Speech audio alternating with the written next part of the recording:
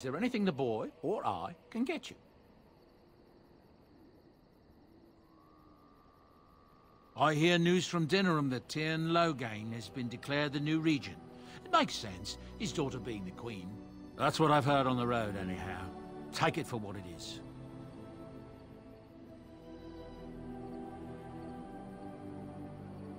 Ah, yes. I'm married to a fine woman back in Dinnerham, it's true. She'd give me a son if she could, but that's not likely to ever be. Sandal here. I found him in the deep roads years ago. Abandoned, I think, and he was never quite right in the head. I took him in, and I brought him with me when I came here to the surface. He may not be my blood, true, but I think of him as one. We left Orzammar. That's right, boy. Maybe one day we'll see it again. It's not as if I don't benefit, mind you. Turns out the boy's a natural working with enchantments. He might have even been lyrium-addled. I never thought of that before, to be honest. Happens sometimes. He can work an enchantment into just about anything, however, given some time. Could probably open his own shop, if he knew how. Enchantment. Well, he does seem to enjoy it, at least. Of course. Good fortune to you and yours. Goodbye. Hello. The boy's a bit simple, but he's rather good with enchantments. One of those tranquil fellas actually called him a... what was it now? A savant. I had no idea such a thing existed. He can fold lyrium into almost any weapon or piece of armor, though naturally some of the more extravagant materials will take more lyrium than others. It's a process that some of the master smiths back in Orzammar will perform, but my boy here is just as adept at it. Isn't that right, boy? Enchantment! And there you have it. Enchantment!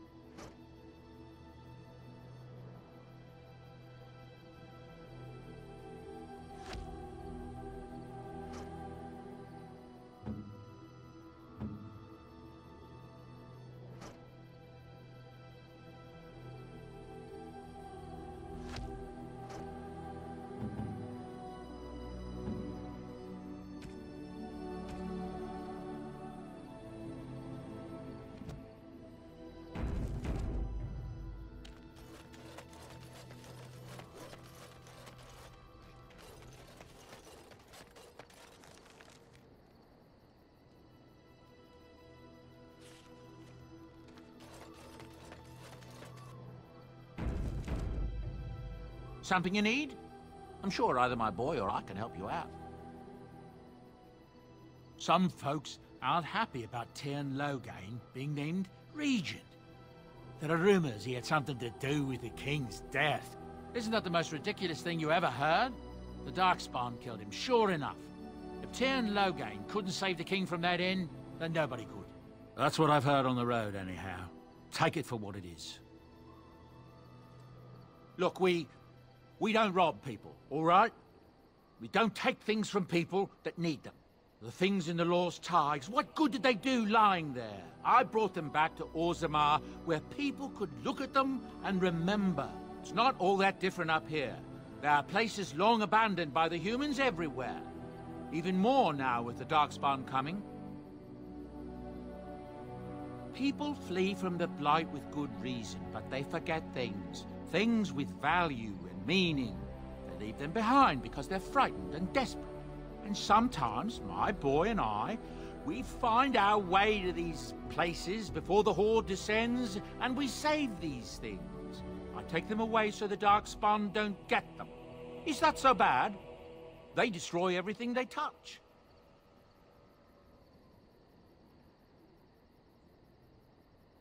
That's what I tell myself, too. Ah, these are Darkspawn.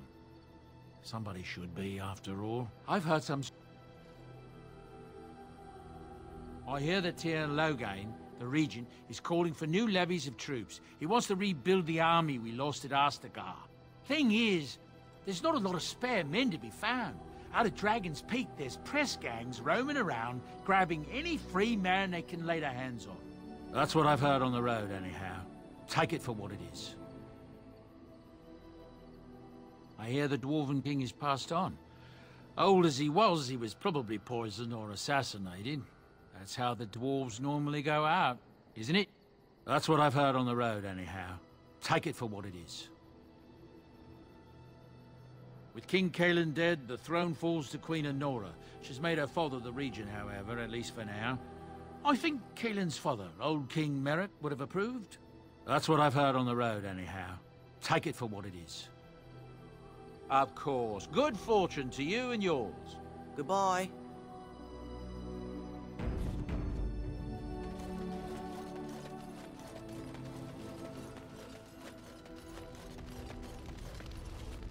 What do you wish of me? If you must. I was not born such. 'Tis a skill of Flemeth's, taught over many years in the wilds. The chastened have tales of we witches, saying that we assume the forms of creatures to watch them from hiding. When a child is alone and separate from his tribe, that is when we strike, dragging the young boy kicking and screaming to our lair to be devoured. A most amusing legend. Changing her form, certainly. Devouring lost children, I cannot say. She has not done it in my experience, though in truth my lifespan is but a fraction of her own. Why do you ask? Is there something specific you wish to know? The form of an animal is different from my own. One may study the creature, learn to move as it does, think as it does. In time, this allows one to become as it is. I gain nothing by studying another human. I already am the same as they are. I learn nothing. So the answer is no, my human form is the only one I possess. Anyone with sufficient will, but the act of transformation is a magical one. 'Tis a spell and thus requires a mage's talents. If you had a notion to learn such a skill for yourself, sadly, you must remain disappointed. There were nights when the wilds called to me, 'tis true. You look upon the world around you and you think you know it well. I have smelled it as a wolf, listened as a cat, prowled shadows that you never dreamed existed. But my life is as a human. I am under no illusions to the contrary. They do not shy away from me. To their senses, I believe I seem like any other of their species. As to what they think, I truly cannot say. Just as I am still human, no matter my form, they are still animals. Thus they cannot speak, even were I to ask. No, 'tis not unheard of in the remote corners of the world. There are traditions of magic outside of the circle of magi, despite what those mages would have you believe. Some of these traditions are old, indeed, passed down as carefully guarded lore from one generation to the next. The zealots of the Chantry would uproot all such practitioners if they could, but as luck have it, some still exist. My mother is such a one.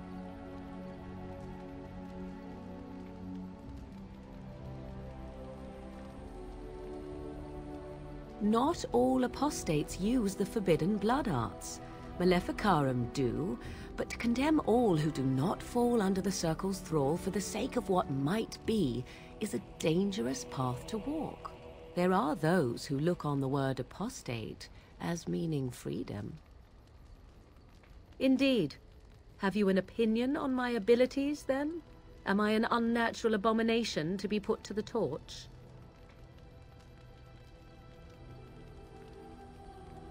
A most practical opinion. Far more so than any man I have spoken to.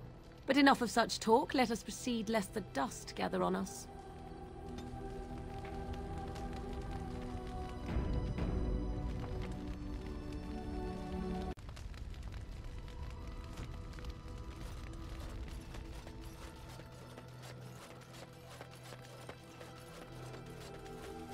Why are we stopping?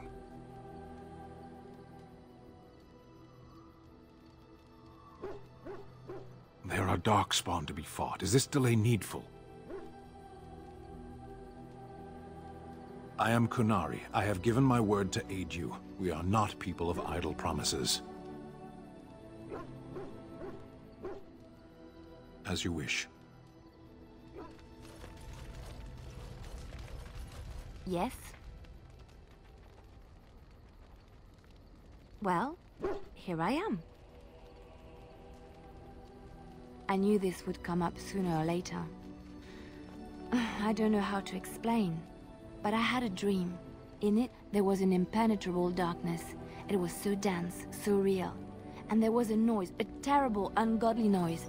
I stood on a peak and watched as the darkness consumed everything. And when the storm swallowed the last of the sun's light, I fell, and the darkness drew me in. When I woke, I went to the Chantry's gardens, as I always do. But that day, the rosebush in the corner had flowered. Everyone knew that bush was dead. It was grey and twisted and gnarled, the ugliest thing you ever saw. But there it was, a single beautiful rose. It was as though the Maker stretched out his hand to say, even in the midst of this darkness, there is hope and beauty. Have faith.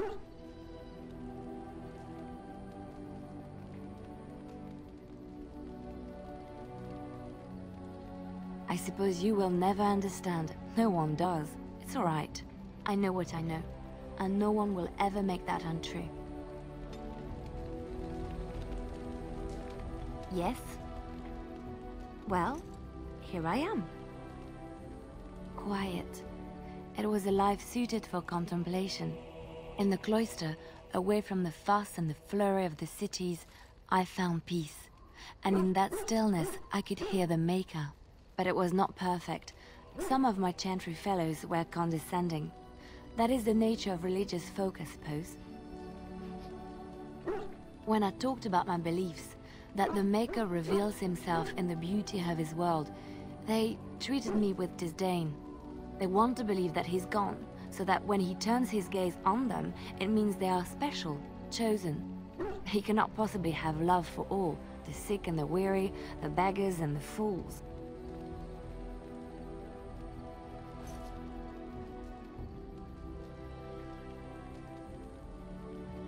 What can I say to them? What they believe is what the Chantry says, and the Chantry is infallible, yes? Maybe I am wrong. But it is the Maker's place to decide if I am worthy, not men, not the Chantry. But there is work to be done, and I have talked enough for now.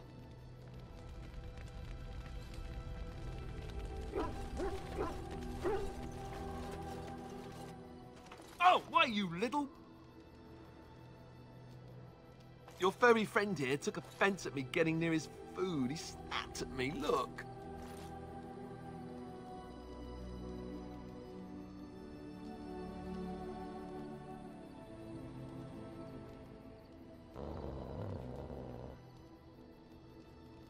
Sometimes I forget that he's a war dog. That'll teach me.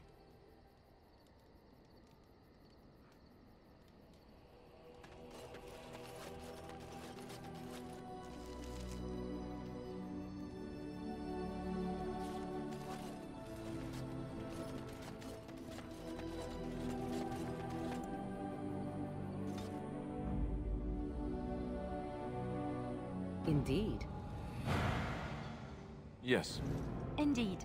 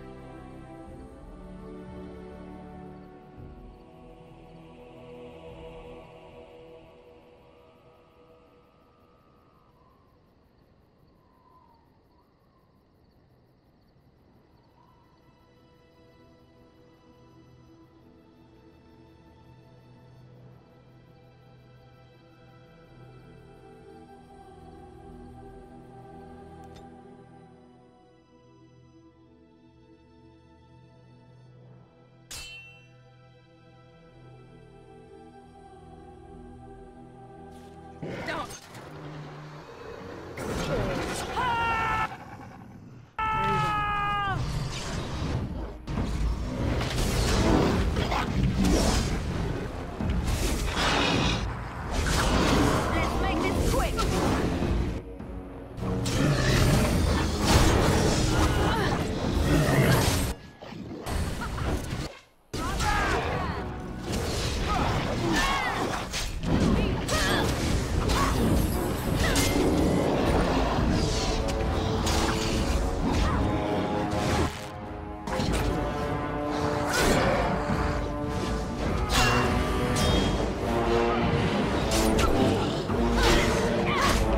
You forced our hand!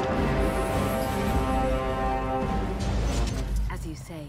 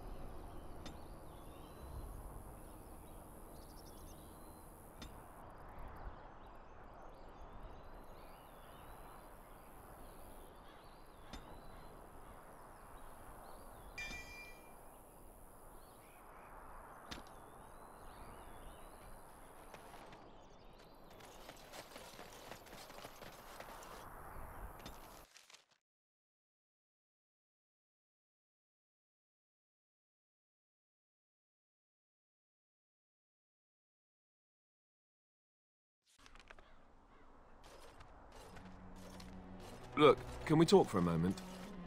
I need to tell you something. I, should probably have told you earlier. Well, let's see. How do I tell you this? We're almost at Redcliffe. Did I say how I know Arl Eamon, exactly? I'm a bastard. My mother was a serving girl at Redcliffe Castle, and she died when I was born. Arl Eamon took me in and raised me before I was sent to the Chantry. The reason he did that was because... well, because my father was King Marek, which made Caelan my half-brother, I suppose.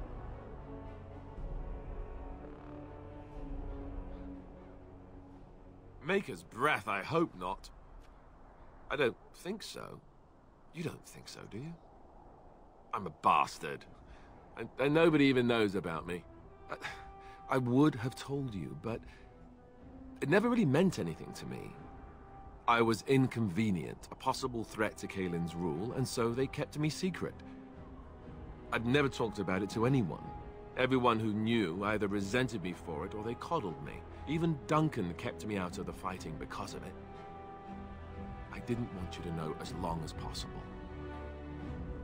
I'm sorry.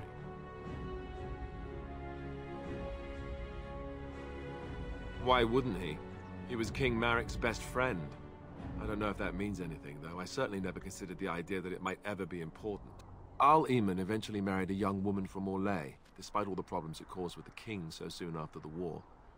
He loved her a great deal. Anyway, the new Arlessa resented the rumors which pegged me as the Arl's bastard. They weren't true, but of course they existed. The Arl didn't care, but she did. So off I was packed to the nearest monastery at age 10. Just as well. The Arlessa made sure